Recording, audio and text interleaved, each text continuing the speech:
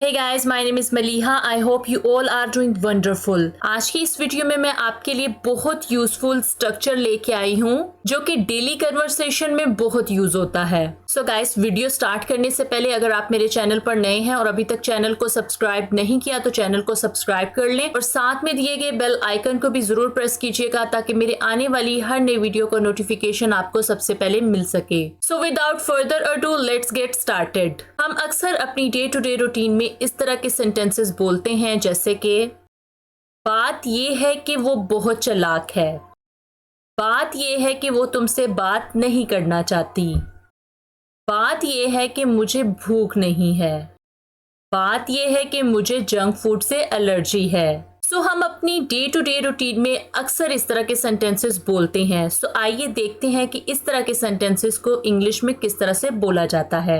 इस तरह के सेंटेंसेस को इंग्लिश में बोलने के लिए जिस स्ट्रक्चर का यूज किया जाता है वो है द थिंग इज दैट, जिसका उर्दू में मतलब बनता है बात ये है कि। द थिंग इज दैट की जगह आप द पॉइंट इज दैट का भी यूज कर सकते हैं। आप इन दोनों में से किसी का भी यूज कर सकते हैं। द थिंग इज दैट का भी यूज कर सकते हैं और आप द पॉइंट इज दैट का भी यूज कर सकते हैं। आइए अब इस तरह के सेंटेंसेस को बनाने का रूल देख लेते हैं। इस तरह के सेंटेंसेस को बनाने का रूल है, सबसे पहले आएगा द थिंग इज दैट या फिर आप यूज कर सकते हैं द पॉइंट इज दैट। उसके बाद जो है कंप्लीट सेंटेंस जो है वो आएगा। और जब इसी तरह के सेंटेंसेस को पास्ट में बनाना हो तो आप इसकी जगह वॉज का यूज करेंगे।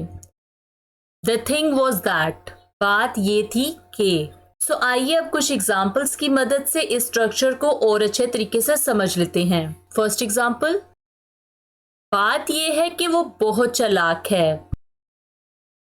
The thing is that he is very cunning.